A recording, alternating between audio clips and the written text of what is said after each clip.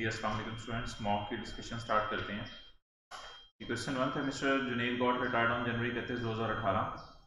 इसका मतलब है उसने 7 महीने हमारे साथ नौकरी की है, तो बेसिक सैलरी को आपने 7 से मल्टीप्लाई करना था।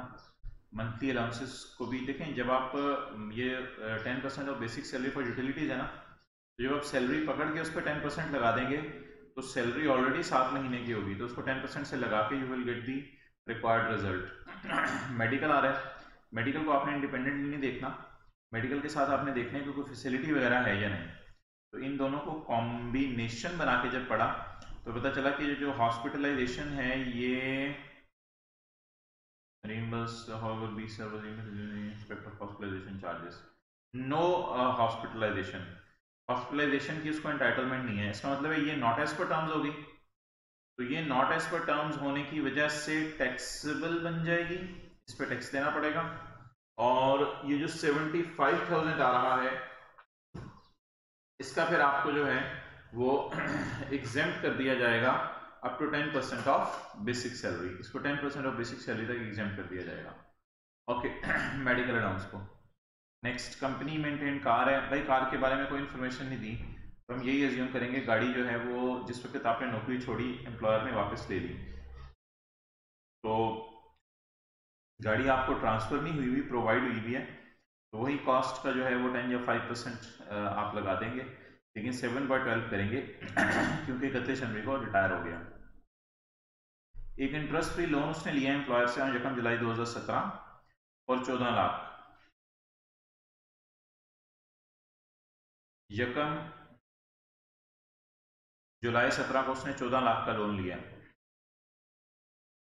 जुलाई, अगस्त, सितंबर, अक्टूबर, नवंबर, दिसंबर, जनवरी, फरवरी, मार्च, अप्रैल, मई, जून। ऑन 1 जुलाई 2017 14 लाख का लोन लिया, half of the loan was repaid on November 30, तो 14 लाख उसने नवंबर तक इस्तेमाल किया है, ऐसे ही है, यस 14 लाख उसने नवंबर तक इस्तेमाल किया है, और half of the and the remaining was waived by, अच्छा half of the loan was repaid, और रीपेमेंट उसने कर दी नवंबर में।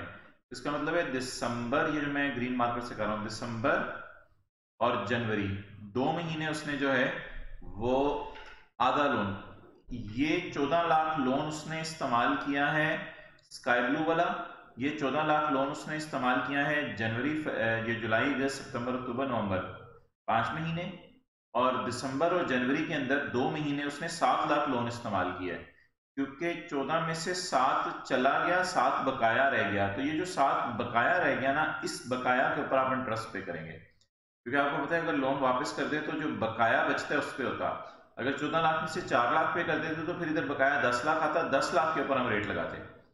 बहरहाल 14 लाख के ऊपर आप इंटरेस्ट बेनिफिट निकालेंगे, 7 लाख पे इंटरेस्ट बेनिफिट निकालेंगे, लेकिन एक और तीसरा बेनिफिट आप निकालेंगे, वो ये कि यहां पर खड़े होके आपको लोन का आधा जो 7 लाख बचा है वो प्रिंसिपल भी पूरा माफ हो गया, तो इसलिए उस प्रिंसिपल को भी आप इनकम में ऐड करेंगे।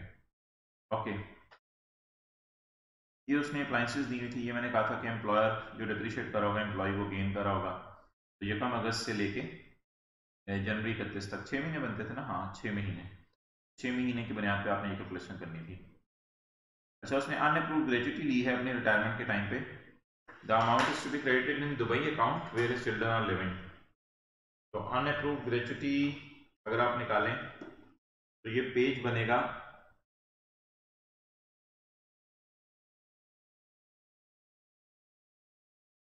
इनकम फ्रॉम सैलरी के चैप्टर में, अनअप्रूव्ड ग्रेच्युटी,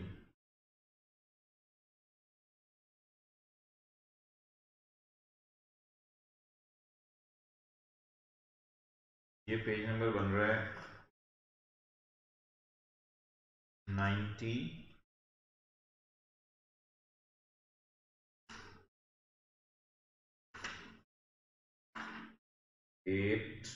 99।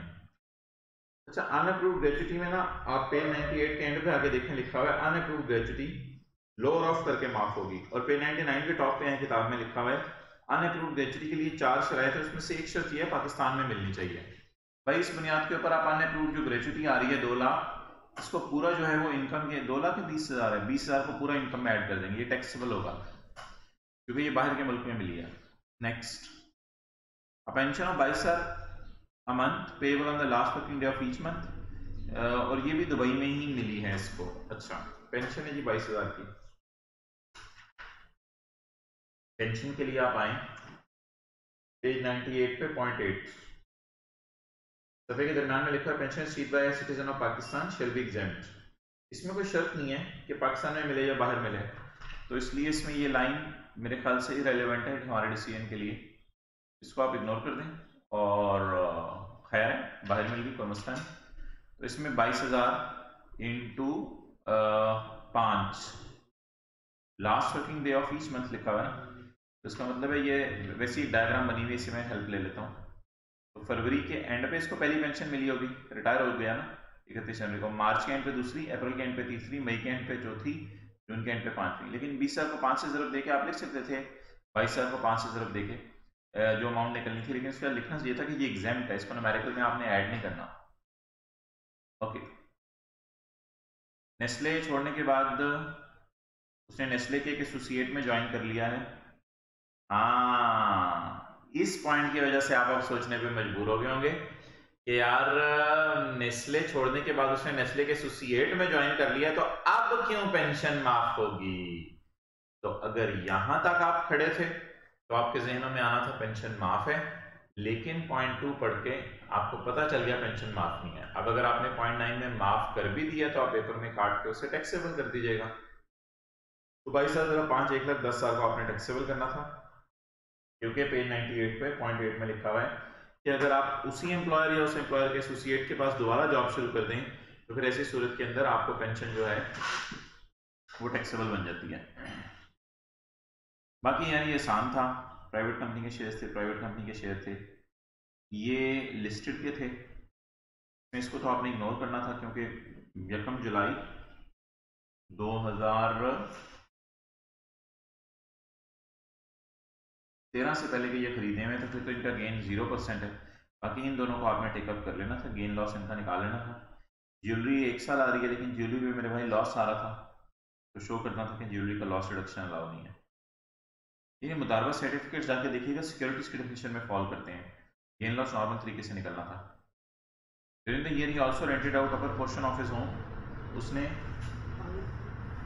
उसने घर किराए पे दे दिया ये कम फरवरी 2018 को against monthly rental of 60,000। The details of expenses are as follows. तो भाई प्रॉपर्टी को सेपरेट ब्लॉक ही अज्यूम करना है आपने हमेशा, तो प्रॉपर्टी में खर्चे तो माइनस करने की इजाजत नहीं है, इसलिए आप इसको इग्नोर करेंगे। ओके, तो फरवरी यकम को किराए पे दिया तो 60,000 ज़रब 5 इनको प्रॉपर्टी में चला जाएगा। ये कैश में गिफ्ट मिला ब्रदर से, वो अदर सोर्स में जाके देखिएगा लिखा हुआ है। डोनेशन दी है, क्रॉस चेक से इसका टैक्स क्रेडिट मिल जाना था। कंसिडरेशन फॉर वेकेटिंग द पोजेशन, यार ये याद रखिएगा अदर सोर्स में, ये इनकम प्रॉपर्टी में नहीं है। कंसिडरेशन फॉर वेकेटिंग द पोजेशन ये इनकम फ्रॉम अदर सोर्स के चैप्टर में आपको मिलेगा, पेज 214 पे पॉइंट के। ओके, आगे फॉरेन सोर्स कैपिटल गेन आ रही है जिसका हमें टैक्स क्रेडिट निकाल लेना था। बच्चों की स्कूल फीस आ रही है भाई, इसकी अगर आप सोल्यूशन में आके देखें तो ये टैक्स रेट्स के चैप्टर का तो शायद दूसरा या तीसरा सफ़ा है, तो अगर आप सोल्यूशन में आके देखें कि इसकी जो टैक्सेबल इनकम है वो 15 लाख से ज़्यादा है, इसलिए इसको ये मैंने सोल्यूशन खोला है, इसलिए इसको आपने डिडक्टेबल अलाउंस नहीं देना था स्कूल फीस वाला, ये आपने लिखाना था। अच्छा, क्वेश्चन 2 ये बड़ा इंटरेस्टिंग था और मज़े का था, और बड़ी इजी अगर आपको ग्रैस्प होती लॉ के ऊपर तो आप कंफर्टेबली उसको लिख के आ सकते थे, में कोई ऐसी जो है वो परेशानी वाली बात नहीं थी। तो ये एक अच्छा सवाल था। अच्छा, इसमें मेरे भाई पहली एडजस्टमेंट से शुरू करते हैं।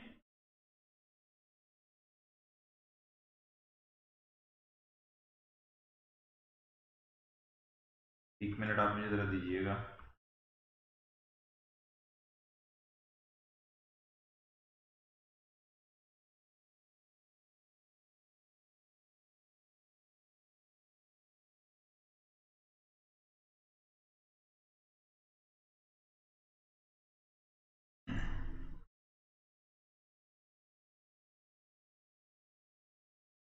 अच्छा, let's start ji.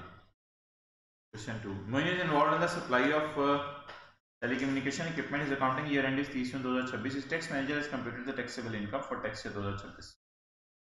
Accounting depreciation tax computation दे दिया इसने पहली दफ़ा, ठीक है कोई मसला नहीं, इंशाल्लाह टैकल कर लेंगे इसे भी। अकाउंटिंग डेप्रिसिएशन ऐड होती है। अभी मुझे ये पता तो नहीं कि फिगर सही है या नहीं, लेकिन कम से कम मुझे ये जरूर पता चल रहा है कि मेरे भाई उसने ऐड सही की हुई है, क्योंकि अकाउंटिंग डेप्रिसिएशन का रूल ऐड होती है। अकाउंटिंग अमोर्टाइजेशन भी ऐड होनी चाहिए, प्रोविजन फॉर बैड डेट भी ऐड होनी चाहिए, interest on bank loan add हुआ है, ये जरा देखेंगे क्यों। टैक्स गेन बिल्कुल ऐड ही होता है, फिगर्स मुझे नहीं पता सही है या नहीं। टैक्स डेप्रिसिएशन यानी इनिशियल लॉस और नॉर्मल डेप्रिसिएशन ये भी माइनस होती है, बिल्कुल सही है। ये पता नहीं क्या चीज़ है, डेफर्ड एक्सपेंडिचर पढ़ने से समझ नहीं आया। अकाउंटिंग गेन बिल्कुल लेस होता है, बैड रिटर्न आउट बिल्कुल लेस होते हैं, सही किए हुए। तो कुछ चीज़ें तो मुझे समझ आ गई हैं फेस पे देख के, कुछ मुझे समझ नहीं आई। Notes to the computation,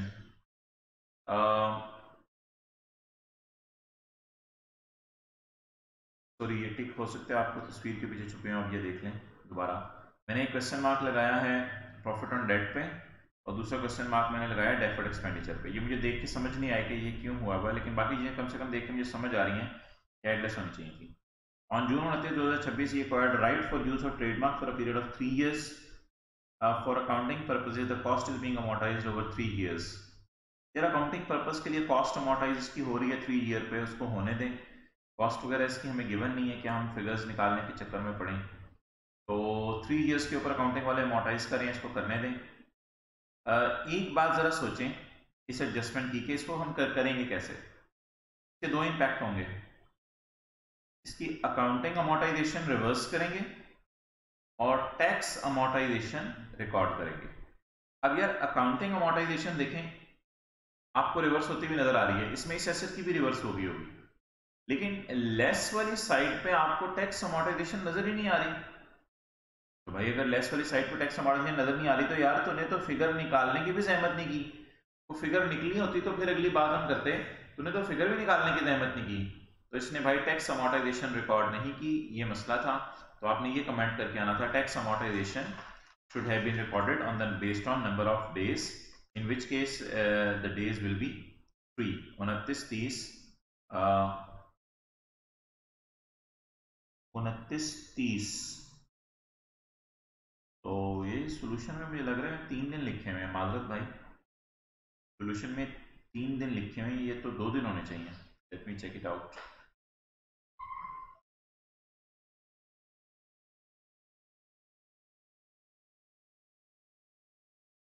solution में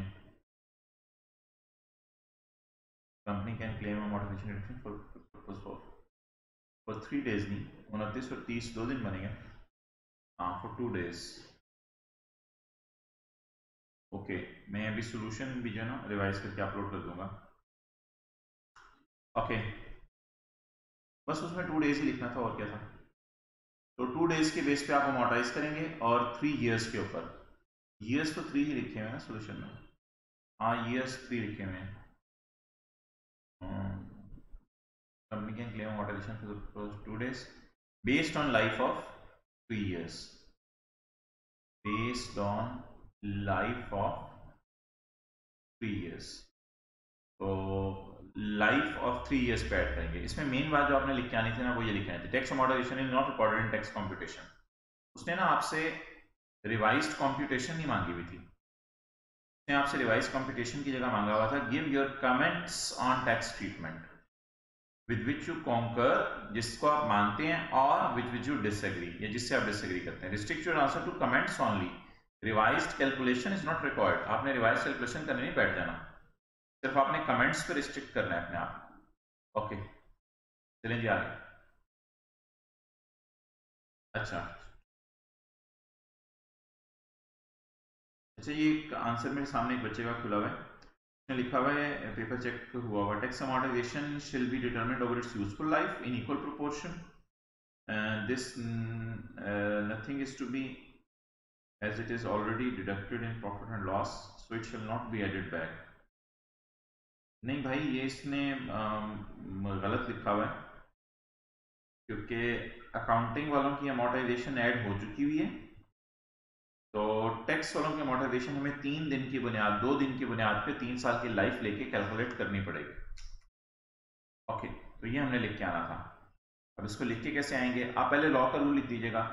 the tax amortisation is being charge on the basis of useful life of an asset and it is apportion on the basis of number of days in this, वो जो law की language please. So in this case the amortisation will be charge, tax amortisation will be charge on the basis of 2 days, 29 और 30 जून and हाँ बस ठीक है, ये 2 दिन की बुनियाद के ऊपर चार्ज होनी थी based on life of 3 years। Account the in tax computation in the end, जो येलो वाली लाइन है वो इंपॉर्टेंट है, मैंने सोल्यूशन में हाईलाइट की हुई है। इन द एंड आपने ये लिखना था tax amortisation is not calculated by accountant. इससे हम डिसएग्री करते हैं, हम कॉन्कर नहीं करते, इस बात से डिसएग्री करते हैं। You obtained a working capital loan from a bank, the proceeds of which were used during the year। उसने बैंक लोन लिया है, ये देखें पॉइंट 2 यहाँ से लिंक हो रहा था, उसने बैंक लोन लिया है, तो इसके बारे में इधर देख लें भाई।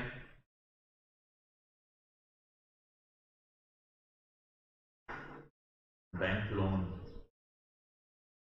बिजनेस के चैप्टर में सेक्शन 28 में पॉइंट 1 देखें, पॉइंट 1 का A, any interest on loan, page 138, any interest on loan paid by a person if loan is used in business. तो लोन अगर बिजनेस में आप यूज करें तो भाई ये इंटरेस्ट आपको अलाउड होता है, और अलाउड खर्चों को हमने इग्नोर करना होता है। तो ये मेरे भाई खतरे का निशान है, इसलिए इसको मैं इधर से मिटा रहा हूँ। Profit and debt to a bank, ये डिडक्शन नॉट अलाउड नहीं है, ये डिडक्शन अलाउड है। तो इस बुनियाद पे हम इससे कंकर नहीं करते, हम इससे डिसएग्री करते हैं। तो वेवर में लिख के आना था कि ये पेज 158 वाली English, any profit on debt paid by a person is allowed as deduction if the loan is used in business. In this case, as the loan is used in business, so deduction will be allowed. So we disagree. The accountant has wrongly added it back, considering it as deduction not allowed. So conclusion बस ये देना था, it should not have been added back because it is deduction allowed. Okay.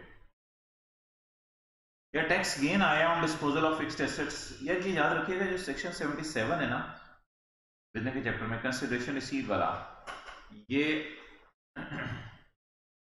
सारी चीजों के ऊपर लगता है। यानी शेयर बेच दें, फिक्स्ड एसेट बेच दें, कुछ भी बेच दें, ये सारी चीजों के ऊपर लगता है। तो consideration receive will be higher of actual और फेयर मार्केट रेंट। अब पढ़ें पॉइंट 3 को। Tax gain on disposal of fixed assets include a tax gain of 260938 on the sale of a car. Tax gain include tax gain of 260938 on the sale of a car. अच्छा, ये tax gain point 3 है। ये जो tax gain है ना on disposal of fixed asset include a tax gain of 260938 on the sale of a car। तो ये जो वो हमें नजर आ रहा है ना 5000, ये 5000 नहीं है, ये 5 मिलियन है। 5 मिलियन में कहता है पड़ा हुआ है 260938 का एक गेन, बाकी भी कोई गेन होंगे और भी आपने फिक्स्ड एसेट बेचे होंगे, टैक्स वालों की नजर में उनके भी गेन आए होंगे, वो इसने हमें नहीं बताए, इसलिए हमें तो जाने की जरूरत नहीं। हमारे लिए 5 मिलियन कोई खास डिस्कशन का पॉइंट नहीं है। तो 260938 हमारा गेन आया है, तो 260938 हमारा गेन आया है फिक्स्ड एसेट के डिस्पोजल पे। It was record on December 31, 2024 at a cost of 35 lakh. However, for the tax depreciation, obviously the value restrict कर दी गई थी 25 लाख से। As a policy, the car was sold to employee for 18 lakh. Employ को गाड़ी 18 लाख की बेच दी है। तो ये गेन कैसे निकाला हुआ है टैक्स वालों का? कहते हैं tax gain represent the difference between the fair market value and the tax WDV, that is 2139603। अच्छा, इसको छोड़ें यार, उसने गेन कैसे निकाला? ये 18 और ये 24, इन दोनों में से कंसिडरेशन रिसीव्ड क्या होनी चाहिए? Obviously higher of. 18 लाख की हमने एम्प्लॉय को गाड़ी बेची है, बाजार में 24 लाख की बिक सकती थी। सेक्शन 77 कहता है कि जब आप कोई फिक्स्ड एसेट डिस्पोज ऑफ करेंगे बीइंग अ बिजनेसमैन, तो आप उसमें से हायर को जो है कंसिडरेशन रिसीव्ड लेंगे। तो कंसिडरेशन रिसीव्ड तो हमारी आ जानी थी 24 लाख, और टैक्स वालों की WDV उसने खुद ही शुक्र है निकाल के दे दी है, तो हमें वो चेक करने की जरूरत नहीं कि सही है या नहीं। तो टैक्स वालों की WDV कहते हैं 2130963 है। इन दोनों का डिफरेंस 24 लाख और 2139603 का डिफरेंस आ रहा था 260938, ये वाला। तो ये इसने गेन में ऐड किया है। तो आप कह रहे होंगे सर ठीक है, फिर 18 लाख और 18 लाख को तो उसने इग्नोर किया ना, क्योंकि उसने कंसिडरेशन रिसीव भी 24 लाख ले ली है हायर वाली, और उसने फेयर मार्केट वैल्यू और WDV का डिफरेंस लिया है। ये फेयर मार्केट वैल्यू है, ये कंसिडरेशन रिसीव होगी, ये टैक्स वालों की WDV है। तो फेयर मार्केट वैल्यू, हाँ जी बता दें।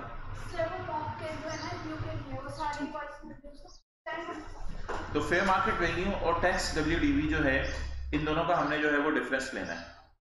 अब इन दोनों का जब डिफरेंस लेंगे तो वो टैक्स गेन नहीं होगा मेरे भाई, क्योंकि आपको पता है जहां गाड़ी आप बेचें तो कंसिडरेशन रिसीव निकाली जाती है, 26 लाख को आप पोर्शन करेंगे, वो जो फॉर्मूला पड़ा था ना A/B × C वाला, कौन सा पेज है? तो कंसिडरेशन रिसीव को आप जरा छेड़ेंगे और कंसिडरेशन रिसीव को छेड़ के चेंज करेंगे, A/B/C वाला फॉर्मूला।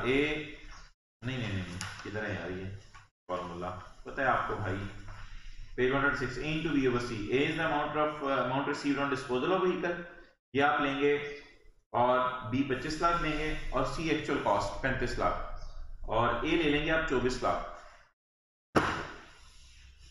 इस बुनियाद पर सोल्यूशन में कैलकुलेशन हुई है। तो हम डिसएग्री करते हैं अकाउंटेंट से, क्योंकि उसने टैक्स गेन रिकॉर्ड किया हुआ है 260938, ये रॉन्ग है, हमें सही गेन निकालना पड़ेगा। ये देखें, sale proceed shall be taken at higher of fair market value और एक्चुअल कंसीडरेशन रिसीव्ड। मैंने सोल्यूशन लिखा है, in case of disposal of car 24 lakh को हम लेंगे। However, if a car having original cost exceeding 25 lakh is subsequently disposed of, sale proceeds shall be calculated as follows। तो cell proceed ऐसे निकलेगी मेरे भाई, ये सेल प्रोसीड होगी, 24 लाख नहीं होगी। Tax gain should be calculated by comparing the ये विद ये। टैक्स गेन आपने ऐसे निकालना था, टैक्स गेन उसने गलत निकाला हुआ है, तो इस मामले में हम डिसएग्री करते हैं उससे, क्योंकि तुमने टैक्स गेन गलत निकाला हुआ है। नेक्स्ट, सेकेंड हैंड इक्विपमेंट लिया है 8 मिलियन का 0.4 में, और उसका ख्याल है कि इक्विपमेंट क्योंकि यूज नहीं हो रहा हिमसेल्फ, उसने खुद यूज नहीं किया कभी, तो बिफोर, इससे पहले, so he is entitled to claim initial allowance. कहता मैंने खुद कभी यूज नहीं किया इसलिए मैं इनिशियल अलाउंस ले लेता हूँ। नहीं भाई, खुद की बात नहीं होती, किसी ने भी पाकिस्तान में अगर यूज किया हुआ तो आपकी चीज सेकंड हैंड है और आप इनिशियल अलाउंस ले सकते हैं। अब असल में हुआ ये होगा यार कुछ इस तरह की, ये 0.4 है ना, इसमें इसने इनिशियल अलाउंस जो है वो 0.4 में डाला होगा, तो वो इनिशियल अलाउंस होना नहीं चाहिए था, क्योंकि इनिशियल अलाउंस रिकॉर्ड करने की इजाजत नहीं, क्योंकि ये यूज प्लांट है। तो हम इसे डिसएग्री करते हैं, he should not have recorded the initial allowance in use plant. इस तरह की एक लाइन लिख के आएंगे पेपर में। नेक्स्ट, और उससे पहले लॉ की प्रोविजन लिखाएंगे कि अगर सेकंड हैंड हो तो उसमें इनिशियल अलाउंस नहीं मिलता।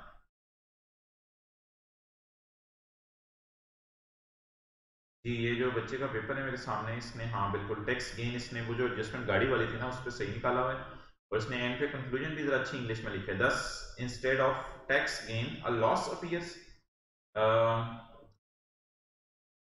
जी बिल्कुल, ये सही कह रहे हैं मेरे भाई, लॉस आएगा आपको, क्योंकि कंसिडरेशन रिसीव में से जब आप WDV माइनस करेंगे तो ये लॉस आएगा यहाँ पे। टैक्स गेन हमारे सोल्यूशन में भी इस तरह लिखा होना चाहिए था, tax gain slash loss should be calculated by comparing these two figures। क्योंकि कंसिडरेशन रिसीव्ड है, ये WDV है, तो टैक्स वालों का लॉस आ जाना था, तो लॉस रिकॉर्ड होना चाहिए। ओके, आगे इनिशियल अलाउंस में इन्होंने लिखा हुआ है, initial allowance is only allowed to be claimed on eligible depreciable on eligible goods where the equipment acquired is not an eligible item, thus no initial allowance should be allowed। भाई सब second hand का थोड़ा जिक्र करना चाहिए था इसको, as it is second hand so no initial allowance will be allowed। और ये भी लिख के आना चाहिए था, accountant should not have deducted this। ये accountant नहीं, while tax computation we should not have deducted it, हमें इसे डिडक्ट नहीं करना चाहिए। तो जो मैंने येलो में लाइंस लिखी है ना वो बड़ी इंपॉर्टेंट है।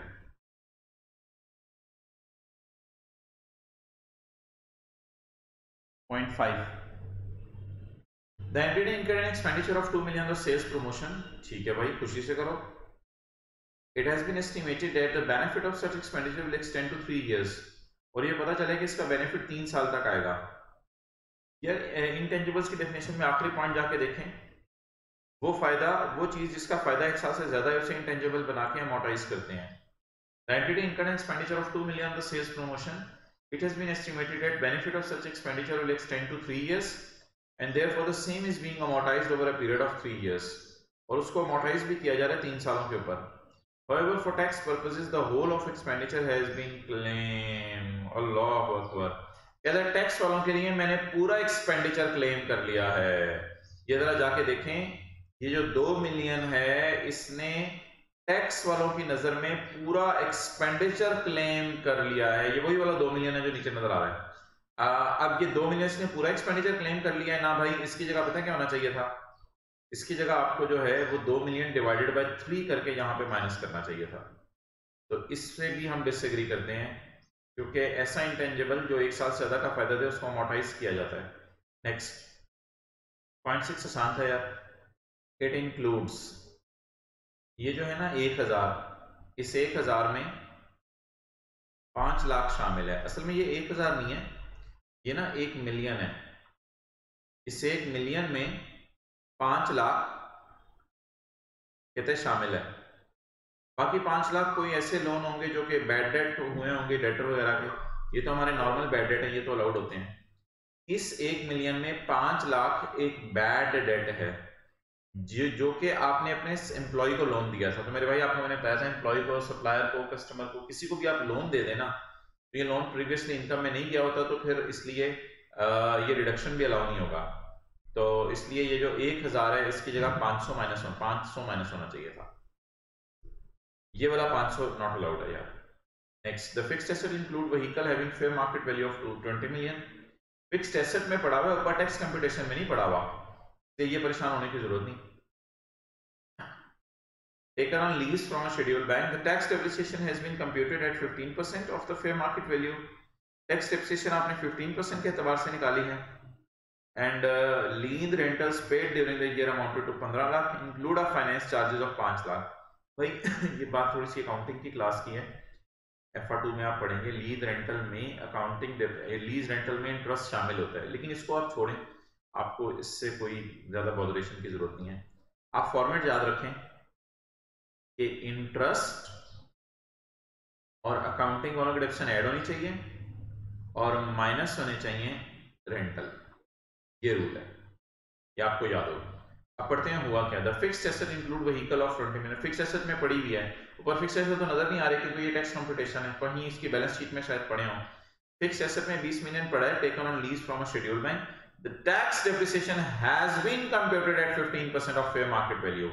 ये जो टैक्स डेप्रिसिएशन है ना 5000 की, इसमें कहीं इसने डेप्रिसिएशन चार्ज कर दी है टैक्स वालों की नजर में। मेरे भाई टैक्स वालों की नजर में डेप्रिसिएशन चार्ज नहीं होती, याद रखिए। टैक्स वालों की नजर में रेंटल अलाउ होते हैं। तो पहले हमें ये बात लिख के आनी थी कि he should not have recorded the tax depreciation, rather he should record rental of 15 lakh as an expense। पहली बात ये लिख के आनी थी। दूसरा, लीज रेंटल पेड उसने बता दिए, और फाइनेंस चार्जेस। और फाइनेंस चार्जेस जो 5 लाख के हैं वो आपको इधर ऐड होते हुए नजर नहीं आ रहे, देखें इधर कहीं।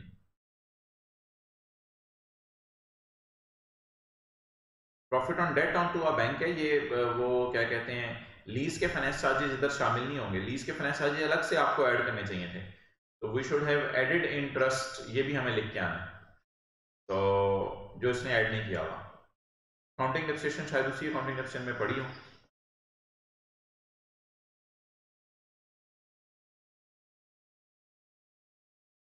जी, उन्होंने लिखा हुआ है according to income tax ordinance, depreciation interest expense on lease is not allowed as reduction, thus shall be added back and lease rental paid shall be deducted।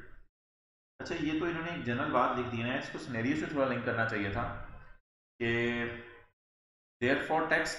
देखो एक तो है ना रेंटल इन्होंने लिख दिया सही के माइनस होने चाहिए, लेकिन इनको ये भी लिख के आना चाहिए था कि अकाउंटेंट ने ये जो हमने ऊपर टैक्स कंप्यूटेशन गिवन है इसमें टैक्स हमने रिकॉर्ड कर दिया, तो इनको लिख के आना चाहिए था rather recording the tax depreciation we should have recorded the rental. इस तरह की एक लाइन जरूर लिख के आनी चाहिए थी। ये जो टैक्स कंप्यूटेशन में मसला है उसको जरा वाज़ेह तौर पे आप हाईलाइट करेंगे।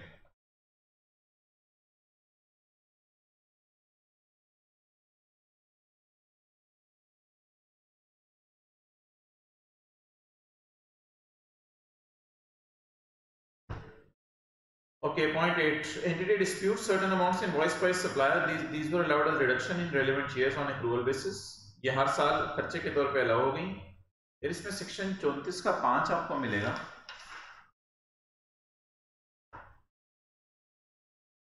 34 का 5 पेज 137 पे। Where a deduction is allowed for an expenditure and the banda has not paid the liability within 3 years, फिर जो unpaid liability है वो इनकम में ऐड हो जाएगी। तो इस बुनियाद पे मेरे भाई 2026 में हम खड़े हैं,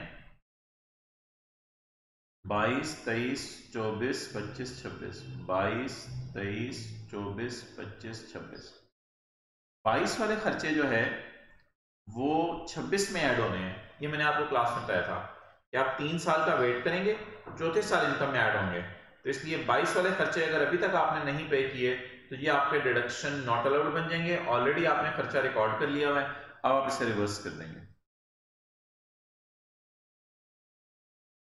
ओके, तो ये खर्चा नॉट अलाउड है, इसको क्या करेंगे, ये असल में 22 में खर्चे में गया होगा। और जिस तरह आप इनपुट नहीं रिवर्स करते थे 180 दिन के अंदर अगर क्रेडिटर को पेमेंट ना हो सेल्स टैक्स में, बिल्कुल उसी तरह की ये चीज है। 22 के टैक्स कॉम्पिटिशन में ये खर्चे में गया होगा, नॉर्मल डिडक्शन लगा हुआ होगा। तो अब आप 26 में आके इसको, ये जो 790 है ना, यहाँ पे कहीं ऐड होना चाहिए था as a reduction not allowed. तो ये इसने कहीं ऐड नहीं किया हुआ, इसका नाम होना चाहिए था unpaid liability since last 3 years। और ये भी लिख सकते हैं जैसे आपको समझ आए, सिंस 2022, बस इस तरह लिख दीजिएगा, तो इसको ऐड होना चाहिए था। ओके, नेक्स्ट जी, we should move towards question 3।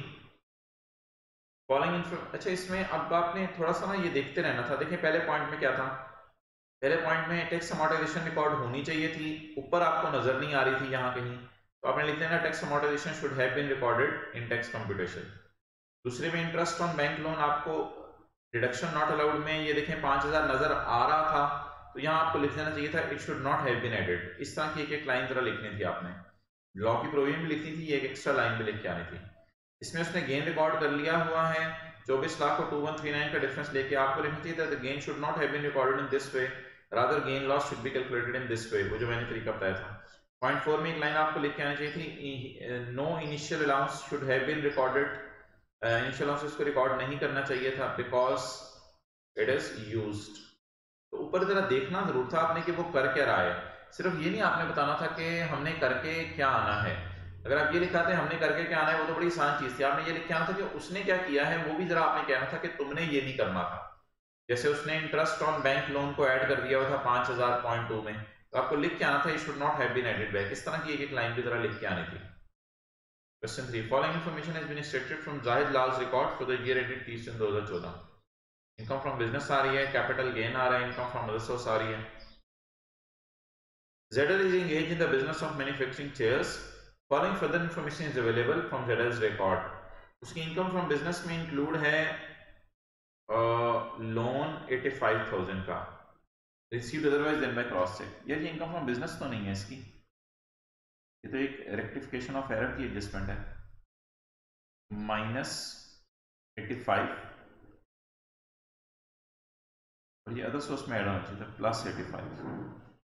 Okay, ये एक पहली गलती थी इसमें। बिजनेस लॉसेस बिफोर डेप्रिसिएशन, शुक्र है ये बिफोर है। Business losses before depreciation from tax year 2012 and 13 amounted to 130 and 120। हम 14 में खड़े हैं, तो बिल्कुल ये न्यूमेरिकल के एंड पे बिजनेस में, बिजनेस की जब हम कंप्यूटेशन कर रहे होंगे सबसे एंड पे माइनस करने की इजाजत है इनको। Next, amount of tax depreciation unadjusted during the year against income from business इतने हैं, और पुराने सालों की डेप्रिसिएशन जो है 135 है। ठीक है, next, capital losses brought forward from 2007 and 8 इतने, यार ये 7 वाले डेड हो जाएंगे। 7 देखे ना, 7 वाला लॉस अगले 6 साल माइनस होता है, 8 में, 9 में, 10 में, 11 में, 12 में, 13 में, ये डेड हो जाएगा। 65,000 आपने कैरी फॉरवर्ड करना है। अगर इस साल, हाँ इस साल बल्कि लॉस गेन आ रहा है, तो 800 में से आपने -65 करना था, ना कि 50। स्पेकुलेशन बिजनेस का लॉस आ रहा है, ब्रॉट फॉरवर्ड 2012 से, इस साल कोई गेन स्पेकुलेशन में आया नहीं, तो इसलिए इसको as it is carry forward कर देना था। अब आप सोल्यूशन में जरा इसके आए, तो इनकम फ्रॉम बिजनेस 500 माइनस 85, सही वाली इनकम फ्रॉम बिजनेस निकल आई। इसमें इनकम फ्रॉम बिजनेस हाँ यार ये बड़ी मजे की चीज थी सवाल में, ये जरा पढ़ें, the amount of tax depreciation adjusted during the year. इसका मतलब है इस साल की जो बिजनेस इनकम है 500, इसमें इस साल का डेप्रिसिएशन माइनस हो चुकी हुई है, तो मेरे ख्याल से फिर ये जो 500 है ना, ये है प्रॉफिट आफ्टर डेप्रिसिएशन। आपको पता होता है भाई प्रॉफिट भी बिफोर डेप्रिसिएशन चाहिए होता है, तो 500 तक पहुंचते हुए माइनस 490 हो चुका है, तो इसको हमने ऐड करना था। तो ये 500 में तो एक 85 वाली एरर सही की आपने, फिर ये क्योंकि ये वाली फिगर आफ्टर डेप्रिसिएशन है, तो इसको हम बिफोर पे ले गए डेप्रिसिएशन रिवर्स करके, तो एक्चुअल ये बिजनेस का प्रॉफिट इस साल 905 है। इसमें से पहले आपने माइनस करना था पुराने साल का लॉस, फिर आपने माइनस करनी थी पुराने 2 सालों का लॉस था, फिर आपने माइनस करनी थी इस साल की और पिछले साल की डेप्रिसिएशन इकट्ठी माइनस करनी थी। तो ये इनकम फ्रॉम बिजनेस, अच्छा वैसे ना ये टेक्निकली स्पीकिंग ये आप वर्किंग वन में भी कर सकते थे, और बल्कि अच्छा यही तरीका है, ये आपको वर्किंग वन में करना चाहिए था। इनकम फ्रॉम बिजनेस हमारी जीरो आ गई इस साल की, क्योंकि वर्किंग से इनकम्स निकल आए ना, तो फिर उनको फेस पे लाना जरा आसान होता है। ओके, इसके बाद कैपिटल गेन आना था 800, और हाँ इसमें से पुराने साल का लॉस माइनस हो गया। इसके बाद अदर सोर्स आ गया 100 और वो जो 85 रिक्लासिफिकेशन की एडजस्टमेंट थी, और टैक्सेबल इनकम आ गई, आपने अनएब्जॉर्ब्ड कैरी फॉरवर्ड करनी थी, स्पेकुलेशन लॉस मैंने आपको भी बताया as it is carry forward करना था। ओके नेक्स्ट,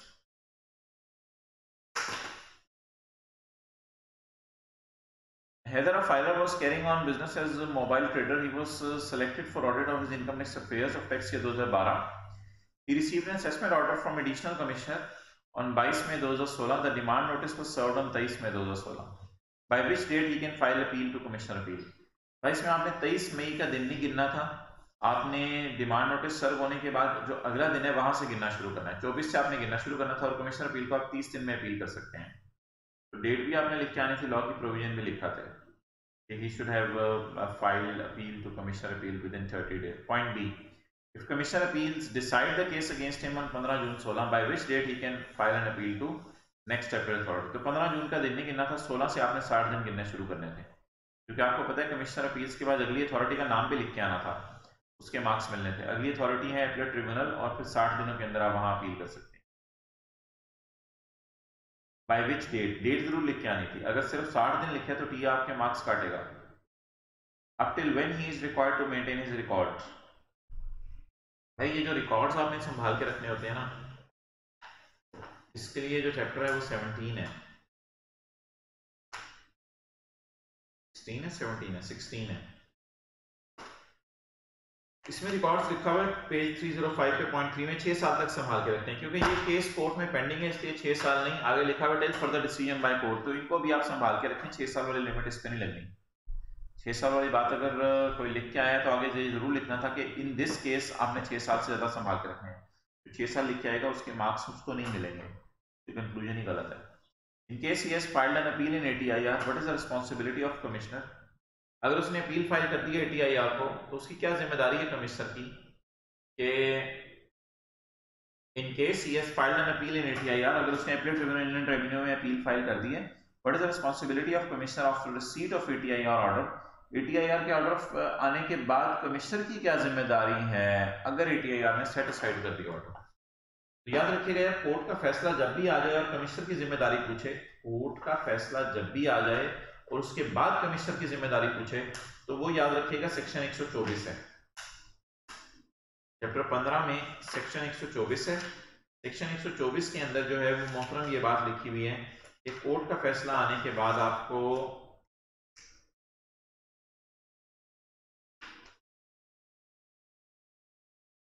इसमें सेट असाइड इधर आ रहे हैं 0.4 में, हाँ 0.2 में देखें तो 1 साल from the end of the financial year है कमिश्नर के पास, जिसमें इसने असेसमेंट ऑर्डर पास करना है। अगला आसान था, उसमें लॉ की प्रोविजन का रेफरेंस भी दिया हुआ है 4 पे 2। नेक्स्ट यार, ये जो प्रोफेशनल बुक्स है ना, ये आप देखें इसके डेप्रिसिएशन के रेट दिए हुए थे, इनको डेप्रिशिएट करना था। डेप्रिसिएशन की प्रोविजन इस पर लिख के आनी थी। 29 नवंबर आगे Jamila received a cash gift of 1 lakh. Cash gift तो भाई हमेशा अदर सोर्स में जाएगा, पॉइंट जो अदर सोर्स के चैप्टर में है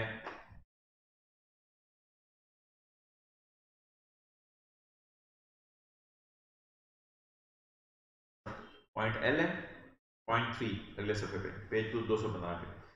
और ये जो नेकलेस इसको गिफ्ट मिला है, ये फ्रेंड से मिला है, तो फ्रेंड ना ग्रैंड पेरेंट है ना पेरेंट है ना स्पाउस है, पेज 214 पे। तो इधर एल ए पॉइंट लगेगा, इधर एल ए लगेगा, और ये जो 1 लाख है इसके ऊपर लगेगा 0.3 अगले सफे वाला।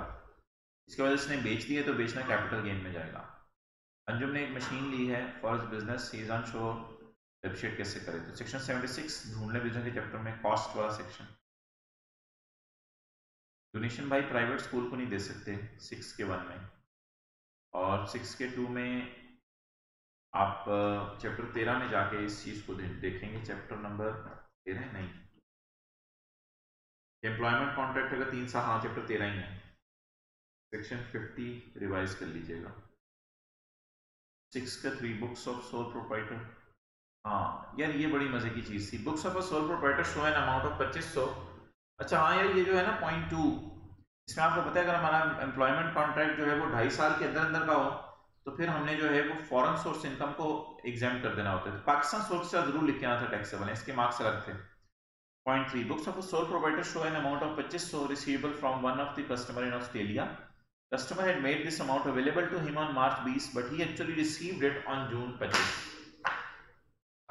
during his visit to Australia। अच्छा एक बात यार याद रखिएगा, ये जो कॉन्सेप्ट है ना, ये है पेज 79 पे, सेक्शन 69। पेज 79 के एंड पे सेक्शन 69 है, ये मैंने आपको कहा था सैलरी के चैप्टर के लिए नहीं है, ये हर अमाउंट के ऊपर लगता है ये पॉइंट।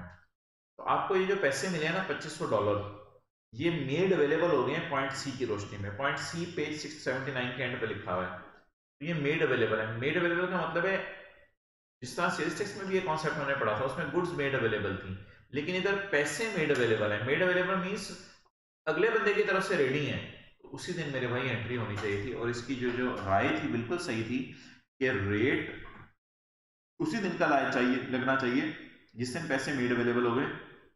वो तो आपको सुस्ती है कि आपने लेट जाके लिए। Next, the main purpose of taxation is to,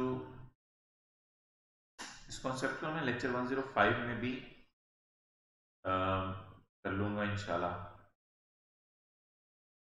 discuss, made available को। मैं इधर अपने रिकॉर्ड के लिए उसको लिख लूं।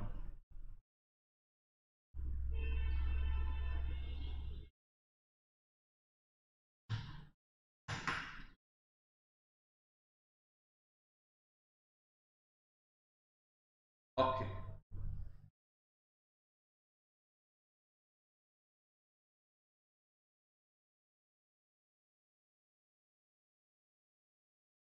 नेक्स्ट नेक्स्ट है जी, main purpose of taxation is to collect revenue from government. ये कर लेंगे आप, ये थोड़ा सा ना ये जरा कंफ्यूजिंग से था। Point C, explain the procedure relating to approval, इसमें अलग सेक्शन था, एंड ऑथेंटिकेशन ये अलग था। तो ये जरा दोनों आप आर्टिकल के नंबर देख लीजिएगा सोल्यूशन के अंदर, ये दो अलग अलग पॉइंट आपसे टेस्ट किए गए थे। नेक्स्ट इस सवाल आ रहा है सेल्स टैक्स का, उसने इंपोर्ट्स की हैं भाई, इंपोर्ट्स के लिए वैल्यू ऑफ सप्लाई की डेफिनेशन देख लें। नेक्स्ट आसान पॉइंट था वो, उधर भी सेक्शन रेफरेंस दिया हुआ सोल्यूशन में, पॉइंट 3 में भी सेक्शन रेफरेंस दिया हुआ है, 4 में भी, 5 में भी, ये तो आप कर लेंगे इंशाल्लाह, इसमें मसला नहीं होगा। अच्छा, ये सेल्स टैक्स में अमेरिकन में यार ये जो पहली एडजस्टमेंट थी ना, तो अगर आप ये तीनों चीजें जाके देखें ना, तो ये कॉटेज इंडस्ट्री बनती है। तो कॉटेज इंडस्ट्री को आप अनरजिस्टर्ड से निकाल के आप रजिस्टर्ड की कैटेगरी में तो नहीं डालेंगे, लेकिन अदर देन अनरजिस्टर्ड मैंने कहा था डाल देंगे। यानी आपने इस पे 17% लगाना है, आपने इस पे वो नहीं लगाना, क्या कहते हैं 17+3, next, form worth ₹605 supplied to an unregistered manufacturer other than, हाँ ये अनरजिस्टर्ड ही रहेगा। इसको आपने, ये जो फिगर थी ना अनरजिस्टर्ड वाली सेल, इसमें पड़ी रहने देना था क्योंकि इसमें मसला कोई नहीं था। गुड्स वर्थ ₹728 और ये जो ऊपर थी ना 210, इसको आपने यहां से निकाला था अनरजिस्टर्ड से और इसमें ऐड कर देना था। इसमें ऐड तो नहीं करना था एज सच, लेकिन अलग से आपने इसको शो करते रहना था कि यार इसके ऊपर 17% ही लगना है, जैसे मैंने सोल्यूशन में किया। गुड्स वर्थ रुपीज इतने वर्थ सप्लाइड टू, हाँ यार ये जो 4% मार्कअप है ना, तो ये बात याद रखिएगा कि जब भी चीज़ों में मार्कअप शामिल हो तो मार्कअप को निकालना पड़ता है और बाकी प्राइस पर टैक्स लगाना होता है। तो 728 अनरजिस्टर्ड बंदे को तो सही अनरजिस्टर्ड में ही पड़ा रहना चाहिए, लेकिन इसमें 728 को डिवाइड करेंगे 104 से, क्योंकि देखें लिखा हुआ लफ्ज इंक्लूसिव ऑफ मार्कअप, में मार्कअप शामिल है। तो 728 को डिवाइड करेंगे 104 से, मल्टीप्लाई करेंगे 4 से, ये जो मार्कअप ऊपर मलाई की तरह पड़ा हुआ है इसको सिर्फ निकाल देंगे, बाकी 7 लाख को उधर ही पड़ा रहने देंगे। नेक्स्ट, लेकिन इसमें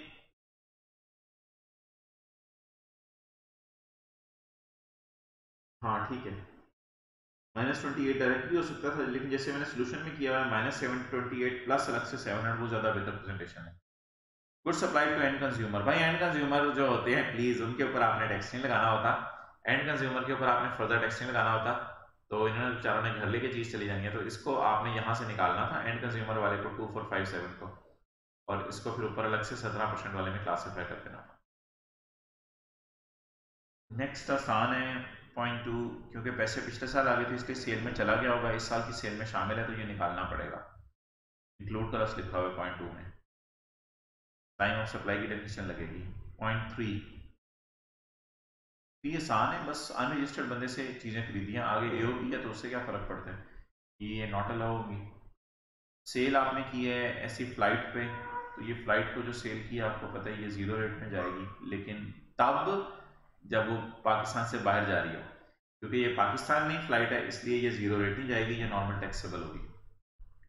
पॉइंट सी आसान था। पॉइंट डी, पॉइंट सी में बस ये अच्छा पॉइंट था इंक्लूसिव। ओके, प्रिजर्वेटिव परचेज किए, कॉटेज इंडस्ट्री से परचेज इग्नोर करनी है आपने, ये आपको क्लास में बताया था। नेक्स्ट में भी कोई मसला नहीं, नेक्स्ट भी आसान था, उससे अगला पॉइंट भी ठीक था, उसमें कोई मसला नहीं था। ऑफिस इक्विपमेंट में नॉट अलाउ होता है ना, सेक्शन 8 में जाके देखें, और इलेक्ट्रॉनिक कैश रजिस्टर पे अलाउ होता है, लेकिन ये मशीन का पार्ट, मशीन की तरह ट्रीट करना था इसको। क्रेडिट पे खरीदें आइटम्स, इससे कोई फर्क नहीं पड़ता। पॉइंट एच, ये बड़ा इंटरेस्टिंग था। Tiles measuring 625 square metre were purchase in November from a local manufacturer, हमारे महीने में ही खरीदी आपने। Extra tax was charge at the time of purchase at 8%, 1/3 of tiles were purchase. अच्छा, एक्स्ट्रा टैक्स चार्ज कर दिया तो एक्स्ट्रा टैक्स को आपने इनपुट कैलकुलेशन में नहीं लेना होता, आपने टैक्स नॉर्मल तरीके से निकालना होता है। असल में वो शायद इस चक्कर में आपको डाला था कि आप 17 जमा 8 करके इनपुट कैलकुलेशन करेंगे, लेकिन आपने सेक्शन 8 में पढ़ा हुआ है, सेक्शन 8 में जाके देखें एक्स्ट्रा टैक्स को आप इनपुट डिसल हो जाता है, तो हमने 17% ही लगाना था रेट, ये लाइन इरेलेवेंट सी थी। हाँ, आधी टाइलें आपने खरीदी हैं बेचने के लिए, इनका इनपुट रिकॉर्ड करेंगे, बाकी का इनपुट डेट हो जाएगा क्योंकि वो फैक्ट्री बिल्डिंग में यूज होनी है। सेक्शन 8 जाके देख सकते हैं, फैक्ट्री बिल्डिंग के अंदर जो टाइलें यूज होनी है उनका इनपुट डिसल होगा। क्रेडिट नोट इशू किया है हमने for change in value of goods sold, भाई हम सेलर हैं, सेलर हैं और बीइंग अ सेलर हमने क्रेडिट नोट इशू किया है। अब आप आएंगे चैप्टर 22 पे, चैप्टर 22 पे आके सेलर वाला कॉलम देखेंगे आप, चैप्टर 23 में, चैप्टर 23 में आप आके सेलर वाला कॉलम देखेंगे, और सेलर वाला कॉलम आप देखेंगे, बायर वाले कॉलम पे हाथ रख देंगे, तो सेलर में जो क्रेडिट नोट इशू किया जाता है वो दूसरे और तीसरे दोनों सिनेरियो में किया जाता है। दूसरे सिनेरियो में सेल रिटर्न हो रही होती है, और तीसरे में सेल, दूसरे और चौथे में, हाँ दूसरे और चौथे में क्रेडिट नोट सेलर इशू करता है, और दूसरे में सेल रिटर्न हो रही होती है, और चौथे में सेल कम हो रही होती है। तो चाहे सेल रिटर्न है चाहे सेल कम है, हुकूमत को नुकसान होना है, तो जनवरी वाली चीज हम नवंबर में रिवर्स करना चाह रहे हैं। तो पेज 407 में रूल 22 में अगर आप पॉइंट 4 पढ़ें तो इससे आउटपुट रिड्यूस होना है, हुकूमत को नुकसान होना है, इसलिए ये एडजस्टमेंट आप नहीं कर सकते इतनी लेट। को इग्नोर करना था। ठीक है जी, सलाम अलैकुम।